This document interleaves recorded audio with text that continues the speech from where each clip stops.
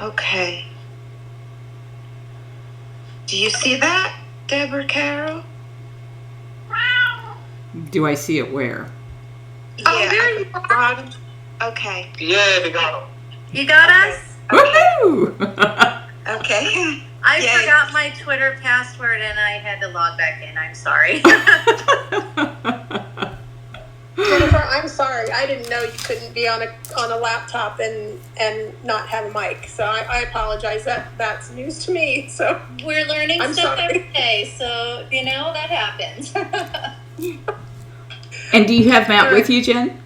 I do. He's sitting right next to me, and our 2 dogs are right behind us too. Well, I didn't have any questions for your dogs, but thank They're you. busy chewing bones right now. You can probably hear it in the background. It's better than having children screaming in the background.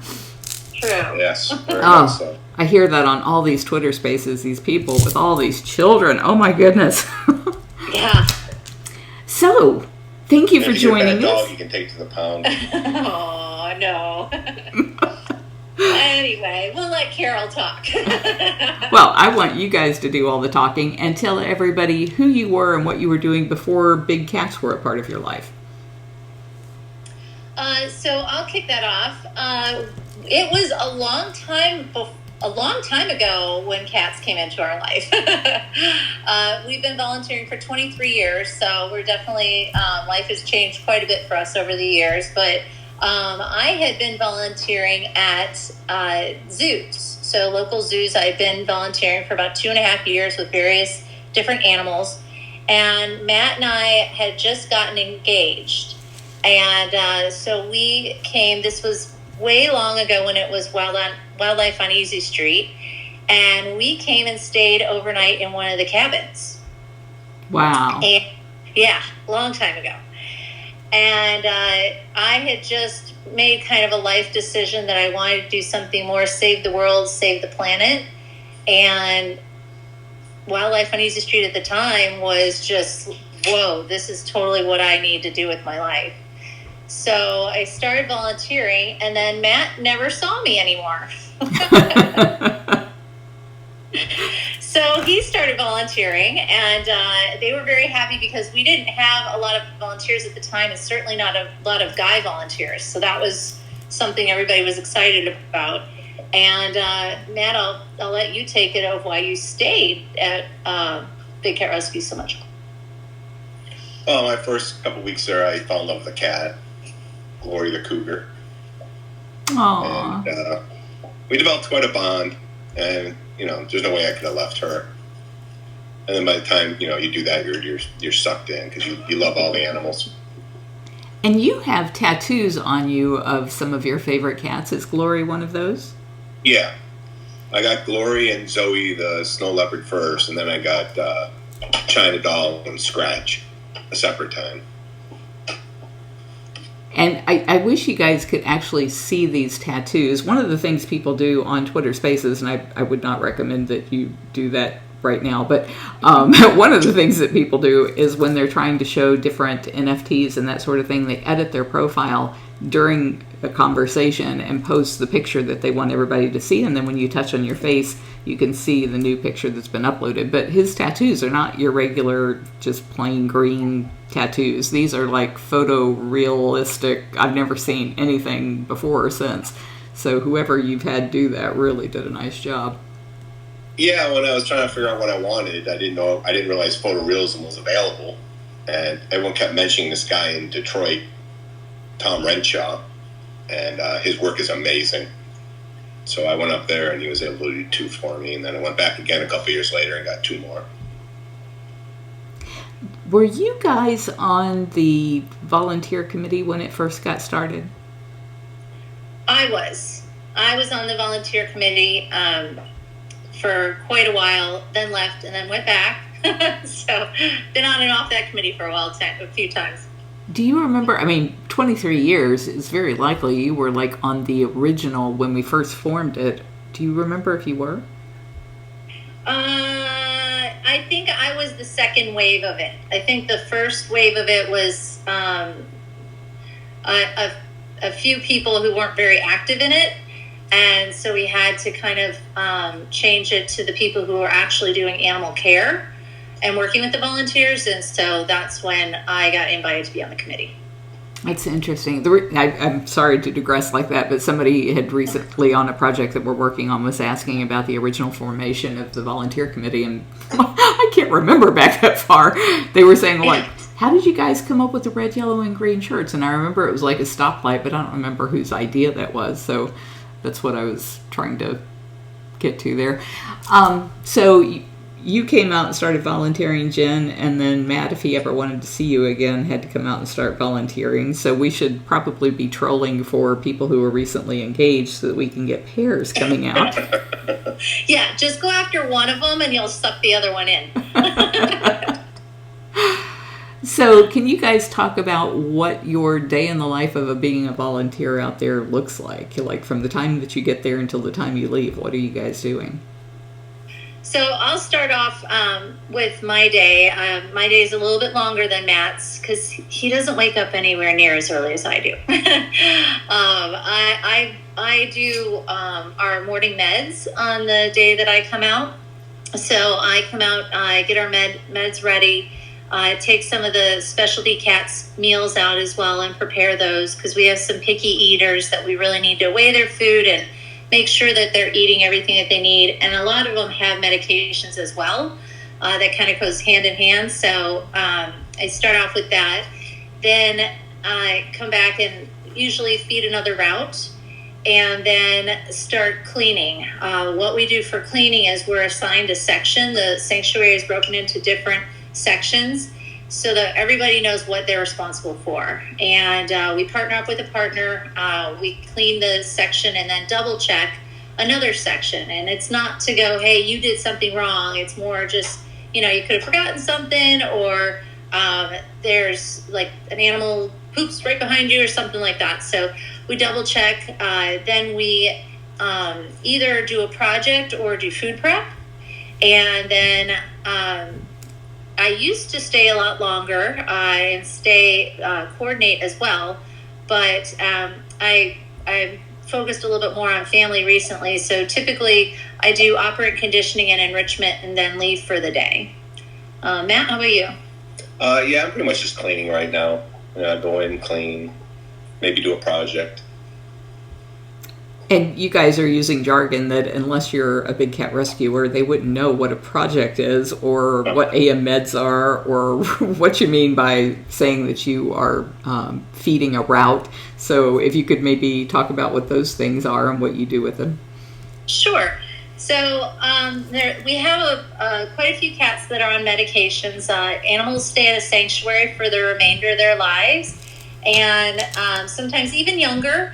They have some medications that they need if they get an injury or something, but also as they get older, they tend to be on more consistent medications for the aches and pains that happen with your joints as you get older. And, sometimes they have a couple other issues going on. And so we make sure that they get medications. We have a morning medication and a PM medication because usually you take those twice a day or once a day.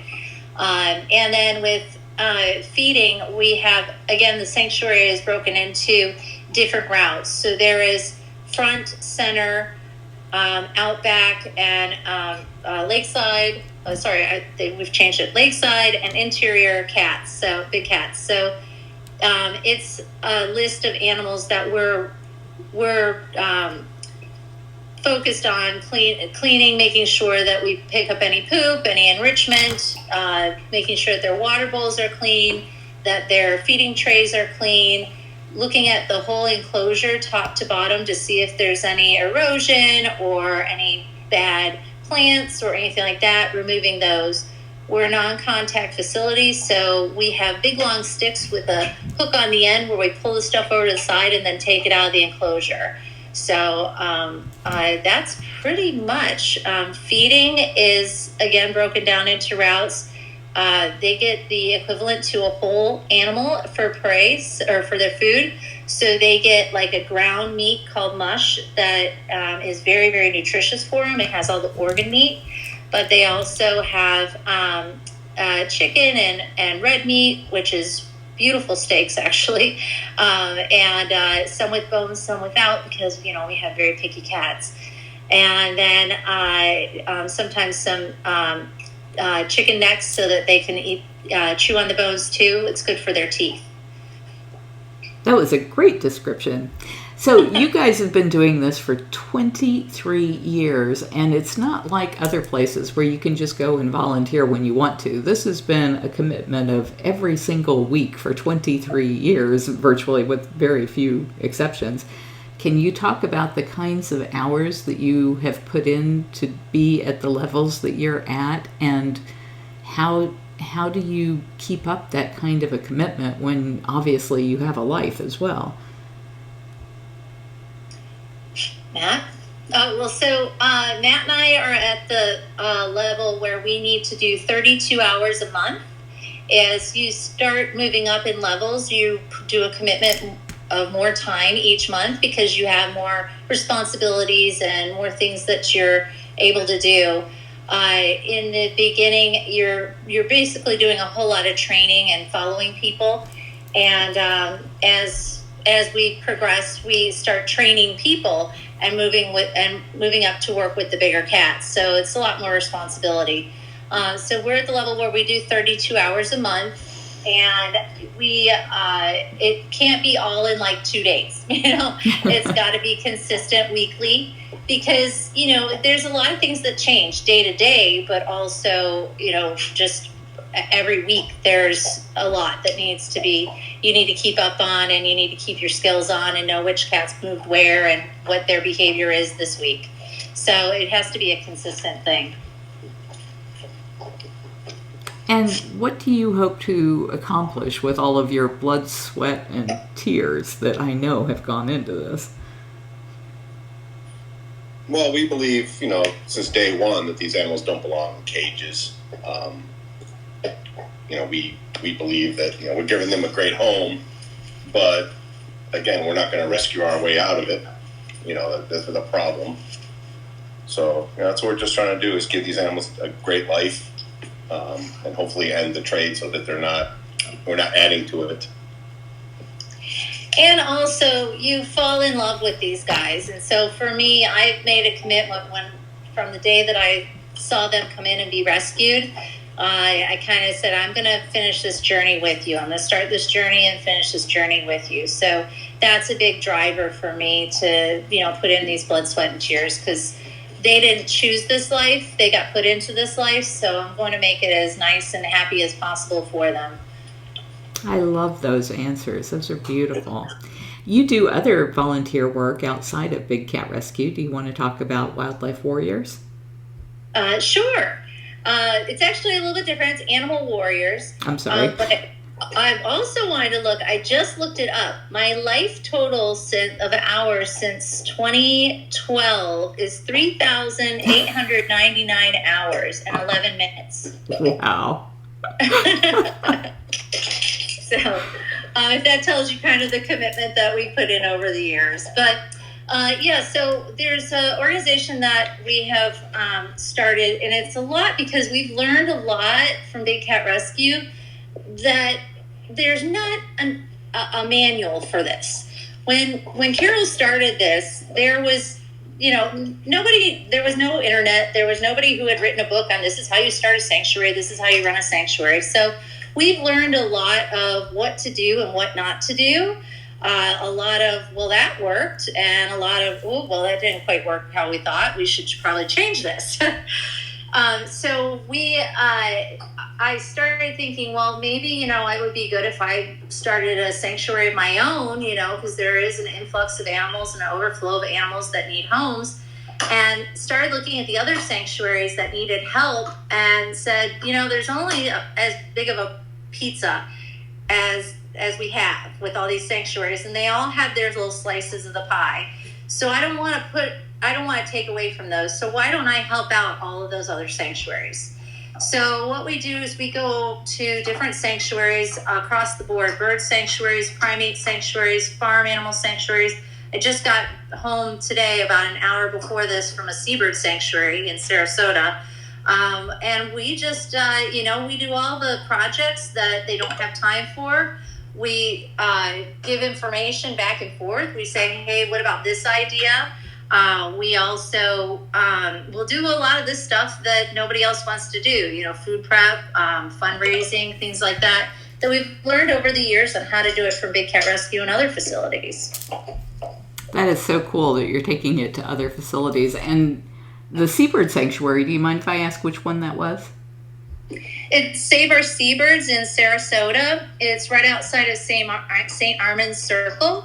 Moat Marine is right across the street, and they're kind of the unsung hero. What they do is they rescue birds, and if they're not releasable back out into the wild, they have a life there. And years ago, if there's anybody from the Florida area, the place used to be called the Pelican Man. Oh. And it got changed over to Save Our Seabirds, and it's a lot more. They went from being financially in the red to now financially in the black, and being able to do some real big upgrades. And with volunteer work, they're really able to make a big difference. The reason I was asking is somebody was asking Howie about a Seabird Sanctuary, and I think that was the one, and I didn't know them by that name, so I would have known the Pelican Man, but that'll be good to know. So I've invited some other people up here to the stage to ask their questions, but I'm going to start, and if you want to be a speaker, raise your hand. The way you do that, it's that little heart that you see down at the bottom right. If you click on that, there is a hand up at the far right-hand side. Just keep clicking that until we see you and bring you up on the stage. I'm going to start with Deb if she has any questions, and then hand it over to Karen. I so admire what you guys do as far as all of the volunteer work, and the number of hours just blows my mind. And if you think about a lifetime total, I can't even imagine what that would be. But I just want to say thank you for all the work the volunteer work that you've done over the years, not only with Big Cat Rescue, but with all the animals. And I just wanted to say thank you. Oh, thanks. That's very nice. Appreciate it. Karen, I'll turn it over to you. Why, thank you. I say thank you, too, to all of you, both of you, and everybody else that participates. It sure is a lot of work, and it's all volunteer. So how amazing are all of us? I'm including myself in that because I volunteer, too, online, and I take care of our Facebook main page. So if you don't know me, if you see my name, I don't know, but I'm around a lot, and I do a lot of hours as well, and it's a lot of work, but you know what? It's so worth it, and actually, I would not be able to live any other way. This is what I was born to do, and I have to follow that. I'm sure you both feel that way, too. So I do have a question, and being on that page, I've had this question asked to me, and I don't know the answer. Jen, you mentioned it. When you have a cat that you have to give meds to, and I've seen Afton and Brittany kind of talk about it, but what if they don't want to take their meds? What do you do? How do you get them to do so? That is a tricky question. That's a good question. So as the cats get older, they typically they get more picky in what they want to eat. And so we go out with a whole bunch of different types of food. And we also communicate with each other a lot and tell each other, well, today this cat's eating fish. This cat, Tut, oh my God, Tut, we put together what we call a poo-poo platter for him. And it's got lamb, ground turkey, chicken thigh, chicken breast from the grocery store. It's got like all sorts of cat food, this cat food, that cat food. He's so picky. But we kind of figure out, some of the ground meat, we can put the med in there and it sticks on their tongues so that they can't spit it out as easy. Some of the other times we'll hide it in their food. Other times if they're in their den, we have these really super long sticks that we put the meat on the end of it with the med in it, like a little pill packet. And we put it right up to their nose, and they usually are like, I don't really want that. So we kind of put it by their lip, and so they taste it a little bit, and they're like, all right, fine, and they eat it. So it's a little bit of finagling and not really tricking them, but hiding it well. That is so funny about King Tut. That was cracking up. You couldn't hear me, but that's so funny. I noticed with my own little indoor cats that I'll put it in their food, and then I look over and I'm like, how did you eat around the entire pill? Like, how did you do that? And then if you crush it, they taste it in there, so then they don't want that. And I have seen you guys do it with the long stick. That seems to work. I remember with Hoover, it was always a battle, basically. So I do remember those days. But I did get that question, so I'm glad that I can. Would it be okay if I tell that story about King Tut to other people? Is that a story I could tell? That's hysterical. Absolutely. Okay. Talk about his little poo-poo platter that we put together. Okay, But, thank you. Like, Survey's a good example of what you're talking about that we just recently lost. And she broke my heart, but we'd give her a piece and she knew it was in there and she'd spit it out. So then you give her like 2 pieces without the med and she'd be like, okay, great. They stopped trying. And then you'd try it in the 4th one and she'd be like, oh man, so you come up with some creative things. They're just so smart and so tricky, and they're so crafty that I think that's why we love them, but also they could make us a little crazy. So okay, well, thank you so much, both of you, for what you do. It's an honor to talk to both of you, and I'm gonna pass it along. Deb, did you want to call people, or should we just go right? I think like Robbie might be the next person, but I'm not sure. Sure, just pass it right along down the road. It'd be perfect. Okay, Robbie T, looks like you're next. I think you might have missed Daniel. Oh, it just changed on me. Okay. I'm so sorry, Daniel. I'm so sorry. I didn't mean to skip over you. Mine's kind of flipping all over the place here. So, Daniel, you go right ahead. Thank you, hon. That's okay. I think we're all still getting used to Twitter Space. It is its own form of evil. Since you both do different things at Sanctuary, I have 2 different questions. One of the questions could actually go to both of you, but one is specific to Matt. So I think I'll ask Matt's question first. Okay, go ahead. As you know, at Big Cat Rescue, we don't shy away from the poop question, and it is talked about. Who is the worst cat to clean up after? And who's the easiest? Well, I do tigers, and they're usually pretty easy. The big cats, it's so easy to find their poop. Yeah. So they're a piece of cake. Bobcats, their enclosures are full of leaves and twigs, and they bury their poop. They're the worst to clean. Smaller cats. But tigers, you can't miss it. That's easy. I like that. Yeah, we do monitor their poop. Make sure it's nice and healthy. If a cat's not feeling good, it has runny poop, that can be very messy to try to pick up.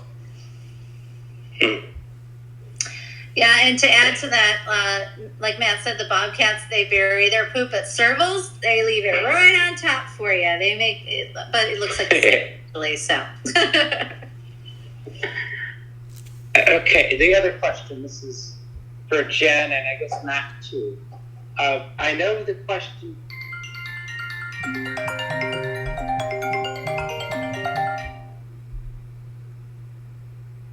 And no one can answer that question because it's always, we love them all. So I'll make it easier to answer.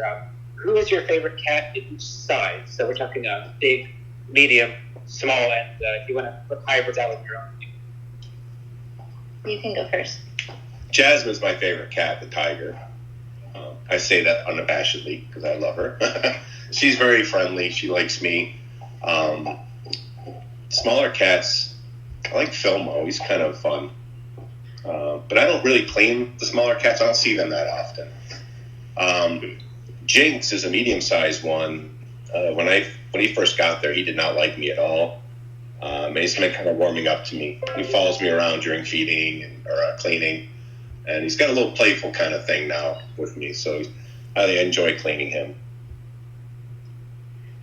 Nat has a reaction from cats. Either they really like him or they really want to eat them. Like, there's no in between.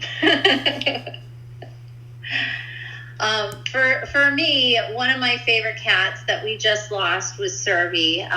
She and I used to always come back up and say that we had to change our social media status to "it's complicated," because I would walk up and she'd be like, "Oh, hey," and then I would start pulling out the food with her meds and she'd hiss at me, and then I'd go over and she would spit out her pill like 10 times. And then finally I'd get it in her, and then she'd be like annoyed with me, and I had to go away so she'd eat the rest of her meat. But then other days we were like back at our social media status was BFFs, you know. So that was always fun because you never knew what Serby you were going to get. I am a leopard girl. I love leopards. They're my favorite animal. And years ago there was a leopard named Lola that really did not like many people at all. And so our operations manager at the time said, "I'd like for you to come and sit with her and get her to know you." And she did. She at first stayed far away and then came closer and closer to me. And I would come after work every day and read to her. And a lot of times I'd read her National Geographic and show her leopards in the wild, and this is what you're supposed to act like. By the time she passed, she and I had a pretty good bond. So those are two very special animals to me. Well, thank you very much. Thank you.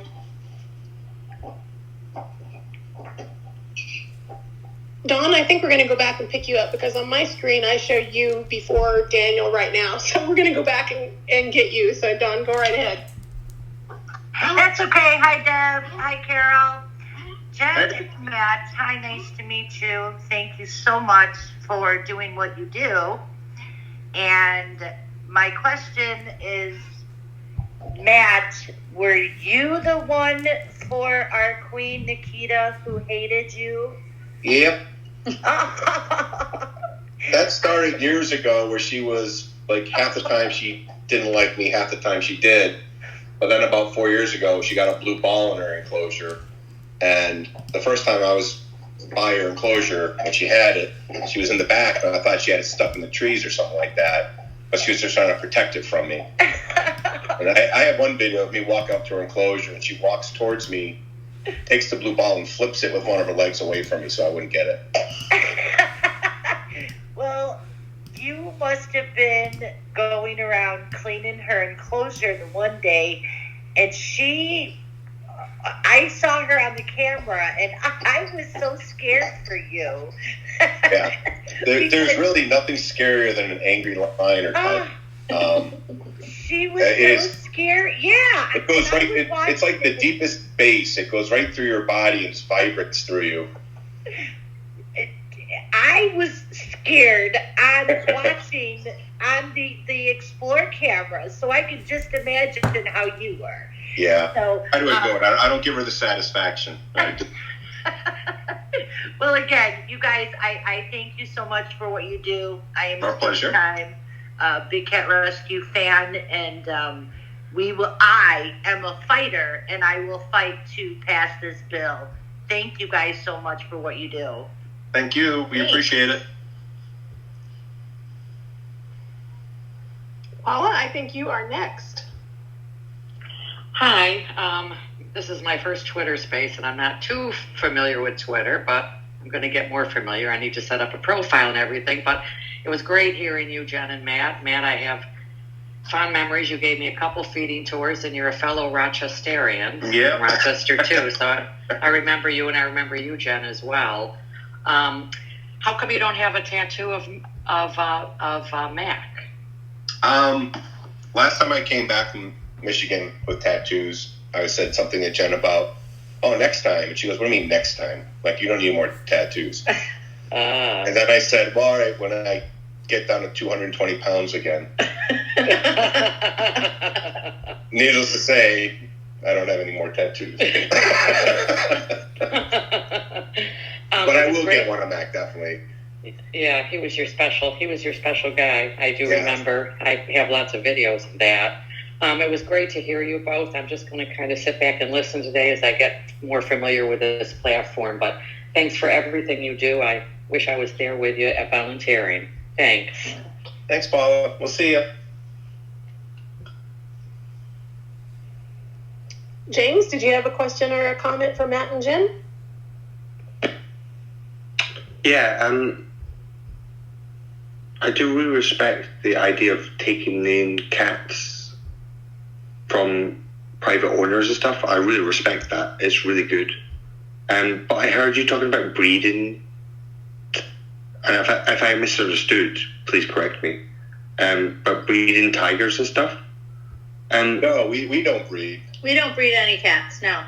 No. Oh, sorry. I've completely misunderstood that. No, we're actually trying to make it. You may have misunderstood me. We're trying to end the trade in big cats, where they're bred for human entertainment, and handling. So actually, then my question is: the cats you take in, then you don't breed them, you don't take any anymore, do you? Nope. I've been there 23 years, and we've had no births. Yeah. If we have two cats that are together, typically the male will get neutered. We a lot of times don't spay the female unless we need to, because that's a more invasive and scary surgery. But if we have a male that's on his own, sometimes we won't neuter him because we're not putting him with anybody. But at times we have to because of some behavioral issues.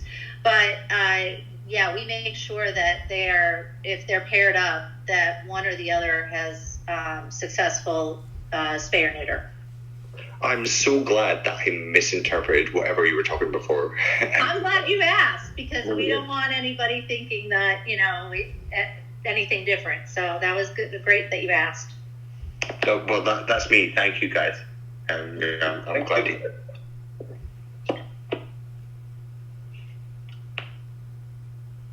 So if there's anybody else that wants to ask a question, please put your hand up and we'll call you up here to the stage.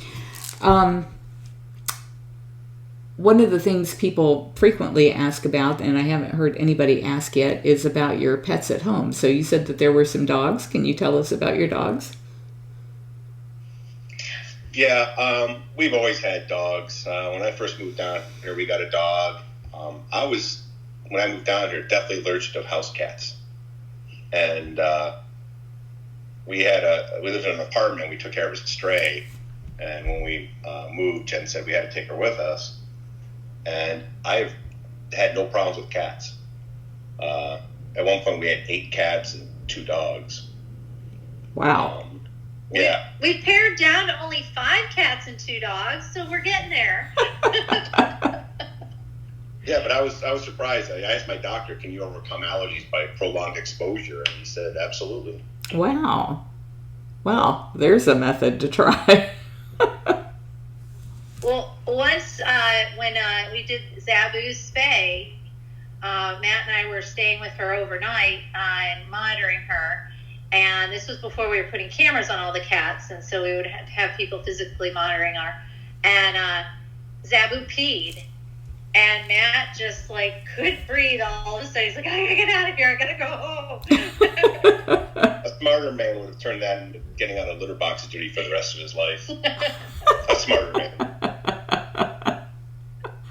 But yeah, we got down to 3 cats, and I felt like I was maybe not a crazy cat lady. And then Matt, he's the culprit, not me. He found 2 bonded cats. And he's like, we gotta take them. So, back to the crazy cat lady again. And cat man. I have another question. Of course I do. We all know that I have a million. It's Karen. How do you feel about or deal with all of the cat moves lately? That's crazy, right? How many there have been. And I know they're all in bigger enclosures now, which is amazing for them. It's wonderful. But is that hard to keep track of? Well, I usually clean the same areas. The biggest adjustment for me is when they put Gilligan among all the big cats, because now I'm looking for little poop again, which is harder to find. And he doesn't poop well. Yeah, but Yeah, I mean, with the big cat, we're used to the cats being moved because they always get rotated into one of the vacation enclosures. We just got to keep up with it. Well, and so internally, we have a group from workplace that we have important updates, and so the staff and our operations managers are responsible for letting us know who's moved where. So even when we're not out there physically volunteering, we're checking that all the time to make sure. And then, there are some times when you've been on vacation or something and you come in and you're like, wait a minute, who's where? So you just kind of have a little conversation with your operations manager or your coordinator for the day and get the updates. It's good that you have guidance because I did that zoo college and there were maybe a little over 100 cats at that time.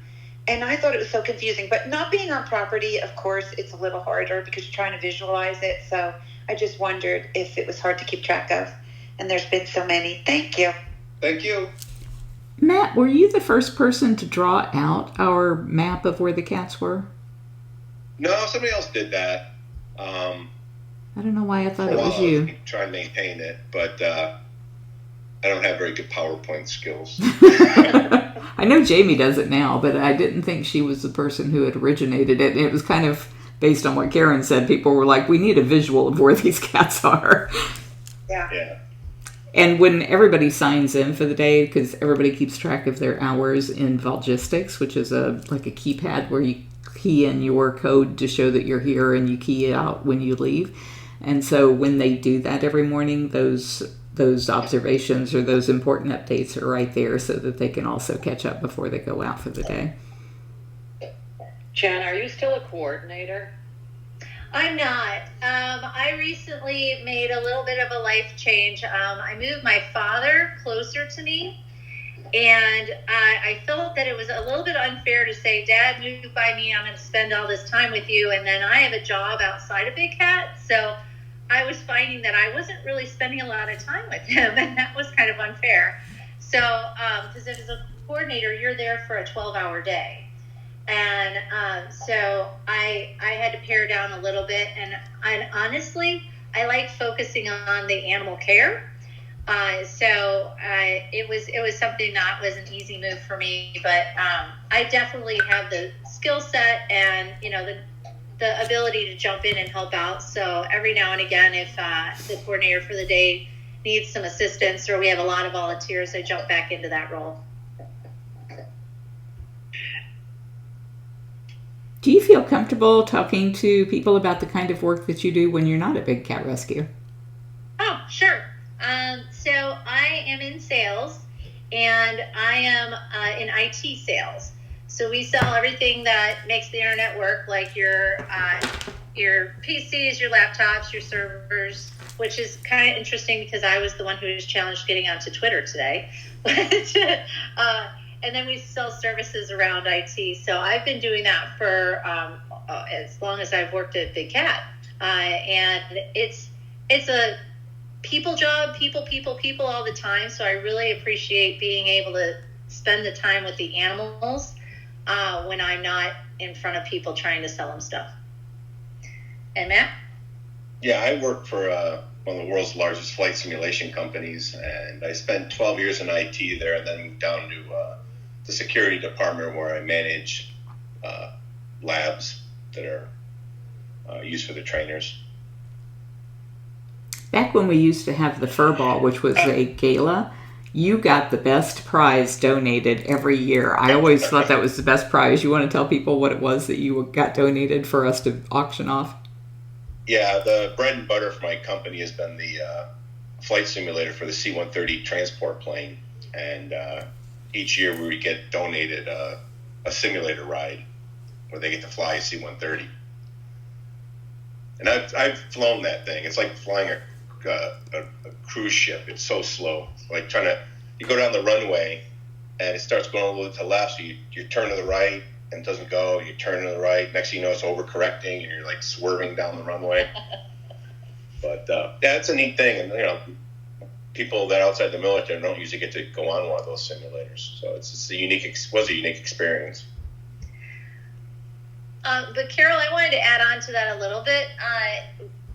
one of the things I think is great that you've tapped into more than anyone I know is utilizing your volunteers.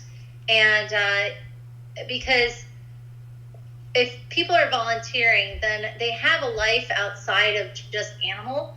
And so you're able to tap into a lot of those abilities, and people that bring more than just their physical capability of working with the animals. They bring in referrals and networking and things like that. And I think that's one of the things that a lot of other places pass up. And, being volunteers also, we stay longer and work harder because we're doing it because we love it and not for that paycheck at the end of the day. When people criticize us for having all of our animal care done by volunteers, I just find that to be so absurd, because you can pay anybody to do any kind of job. There is somebody who will take that job and do it for money, but only people who really, really care will do it for free. And those are the people I want taking care of those cats. So thank you so much for donating thousands and thousands of hours. I mean, when you were talking about you putting in 3,000 hours, it's probably close to that for Matt. So it wasn't like you guys share that monthly allocation of hours. That's each of you having to put in so much time to take care of those animals. Oh yeah, the first 6-7 years we were there every Saturday and Sunday. Come in to feed a couple nights a week. Before work. Yeah. After work. But we also, we have, there's people that say, oh, well, this zookeeper, they know more than you because they've been doing it for 5 years. I'm like, well, I've been doing it for longer and more hours, just not getting a paycheck. So it doesn't reduce our capabilities or abilities. Daniel, did I see you put your hand back up? Yes, you did. Since no one else is going to come up on the stage, I have a question that's quick for both Jen and Matt. Favorite Jinx story and favorite Simba tiger? What was the last one? Simba. Oh, Simba? Simba tiger. Okay. Well, Simba tiger does not like me. So he likes to stalk me and run up to the cage and just sit there in front of me. It's funny because all the Guatemalan tigers have different degrees of not liking me. Like Max seems terrified of me, so he slithers away. And Kimba, he's not happy when I'm around. But Simba does that every time I come by. He play stalks me.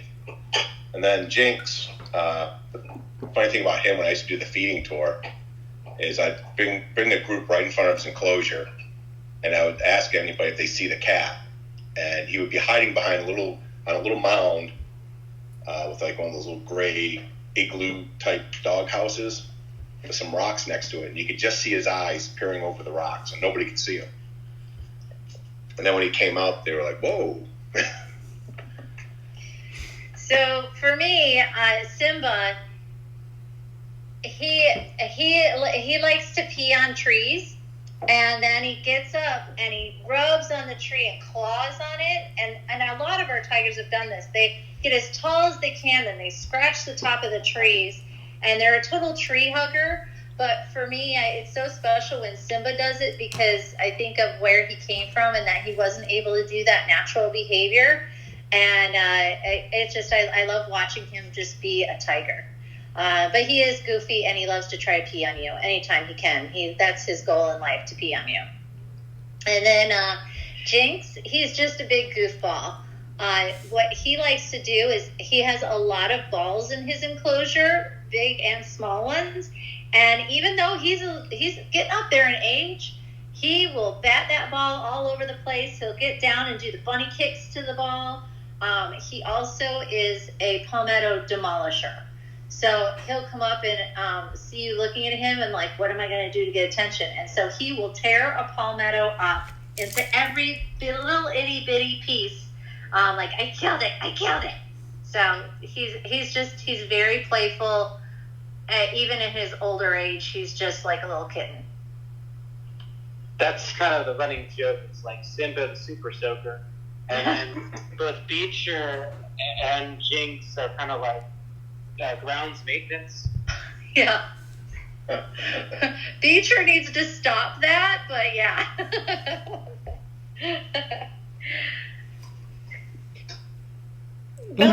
Bella is on a computer and can't speak, as we just figured that out tonight.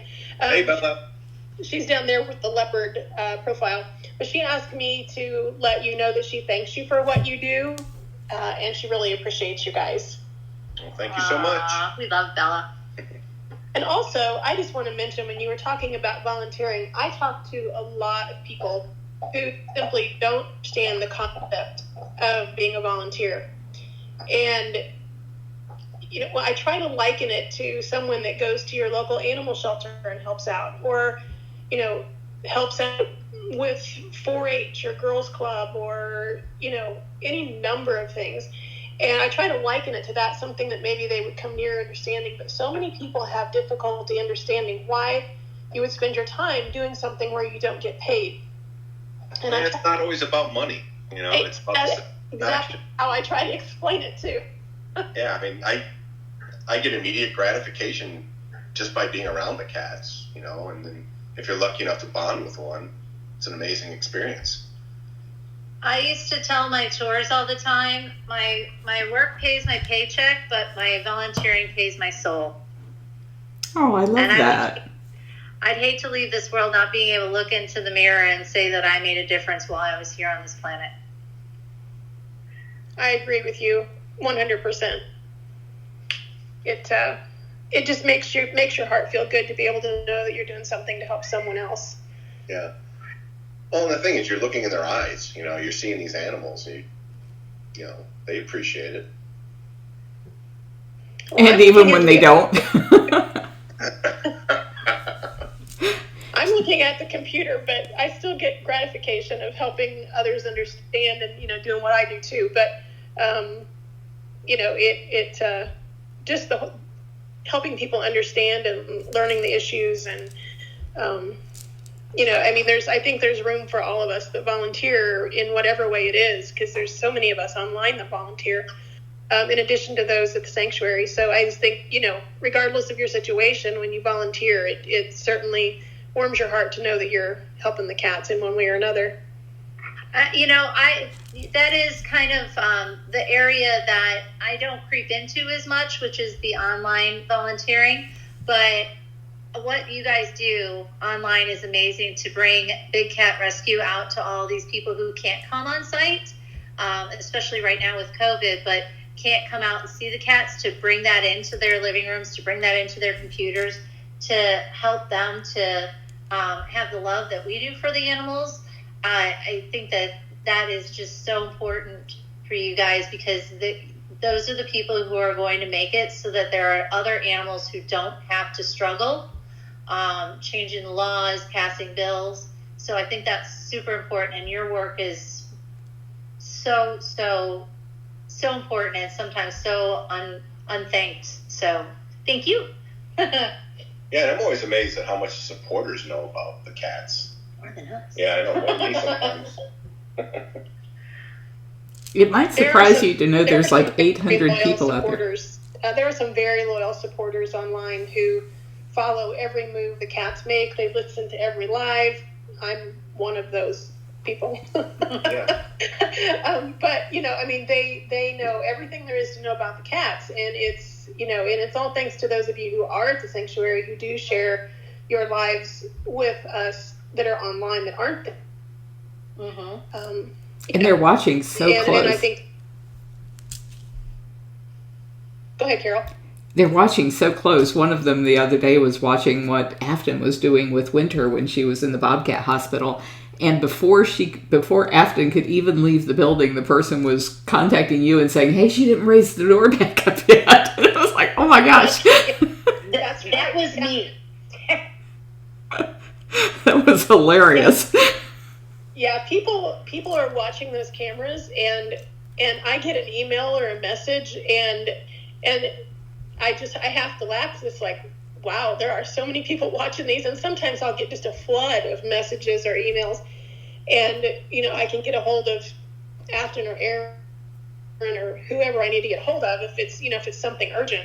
But what was so funny was when I got a hold of Afton, I just texted her and I said, hey, is that you in the rehab hospital? And did you forget to put Wintern's door up? And she said, yes, I just walked out the door. So she went right back in and put it up. But, but there's people with eyes on those cameras all the time, which is wonderful.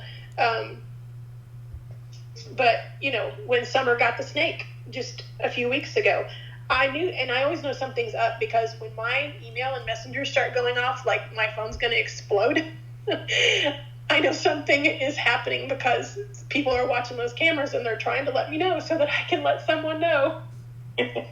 Yay, Deb. I've gotten those, this is Karen, I've gotten those calls at sometimes 1 a.m. because they know I'm up late. So Becky, or there's people that watch all the time. And I've gotten some scary ones too, that people think they saw something, or a light went on in the parking lot and Priya is right there. What are we going to do? So sometimes I don't know. Thank God for Kristen though. She comes, she chills everybody out at night. She will stay there and watch, and she's amazing at that. But a lot of times I'm not sure what to do because, Deb, do you remember one time somebody heard a noise? I mean, it's just crazy things that they see. So you're not really sure. Well, maybe it could be true. I don't know. But there was one night when I was up with Kristen a good part of the night because she heard something on the rehab camera, and she thought someone was out there, had scaled the fence or the wall and was out there. And I stayed up with her on the cameras most of the night. And boy, I couldn't wait for 7 o'clock to arrive so that I could text Dave and Carol and say, would somebody please go check? Oh my gosh. A lot of this is Dano again. Normally, when you're watching where it's dangerous, because I think I've seen like aardvarks come into rehab, and then once I caught something just at the corner of my eye on Duchess's paw and reported it, and it turned out to be nothing, and I did it the right way. To one of the admins and not directly to a keeper. It's always important for that.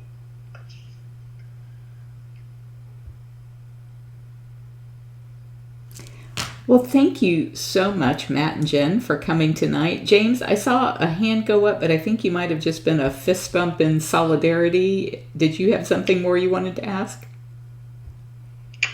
I was going to ask another question, but you guys were having so much fun talking. I was going to ask, obviously you rescue tigers from wherever, obviously tigers are endangered. Is there any kind of like prospect of a breeding program, any interaction at all with kind of like releasing them to the wild or anything? Or is it just that the tigers you bring in, they're going to live out their lives in a good place? Carol, we're going to pitch that one to you. Thank you for asking that, James. That's one of the things that after Tiger King came out, I found to be one of the most common questions people had, because the people who breed hundreds of lion and tiger and liger cubs every year for photo props, they tell everyone that the reason they're doing it is because tigers are endangered, and if they're endangered, of course we should be breeding them.